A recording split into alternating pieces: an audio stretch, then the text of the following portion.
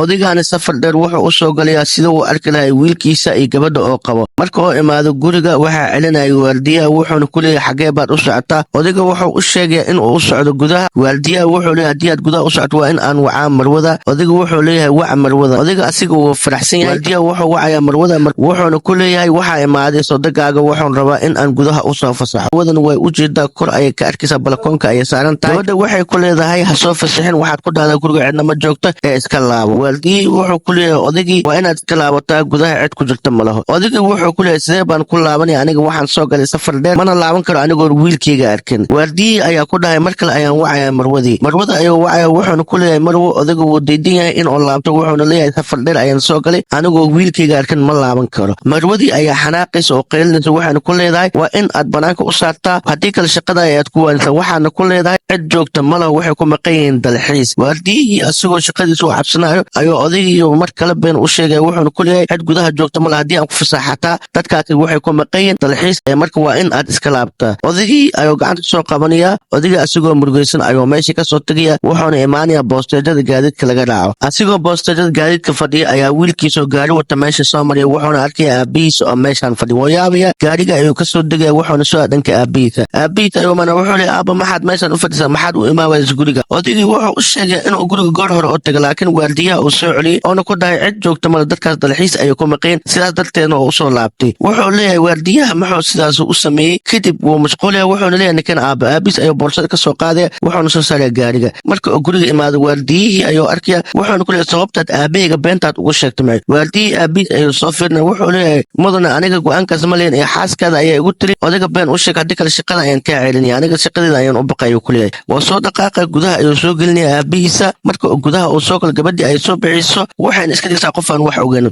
isla marka odayga ayaa ku leedahay inoo duceey. odaygana wuxuu ku leeyahay aan kuu duceeyey. waxay leedahay goormaad imaadeen. kadib wiilka ayaa ku dhahay aabahayga maxaad banaanka maanta ugu saartay. gabadha way yaabanta waxay sheegtay ayay leedahay. waxay ku leedahay aniga goormaan aabahaaga dibadaan u saaray ma aan ogeyn haddar keliya ayaan arkay aabaha in oo imaaday. kadib wiilka ayaa canaanay wuxuu leeyahay ma adigaan waardiyaha ku dhaan odaga banaanka u saar. kadib wuxuu leeyahay haddar ayaan u wacaya waardiyaha. kadibna hortaada ayuu ka cadaynaya waxay meeshaas ka dhashteen adiga ayaa keenay ayuu ku leeyahay. kadib gabadhay way naxaysaa wuxuu leeyahay waalidkaaga haddii aan sidan kula dhaqmi lahay maxaa aad samayn lahayd. kadib gabadha way isgaranaysaa in ay qalad gashay. waxay ku leedahay waardiyaha aniga sidaas kuma dhaan waardiyaha been ayuu iga sheegay. waxayna ku leedahay odayga iga raali noq runtii ma in inaan sidaas kula dhaqmo.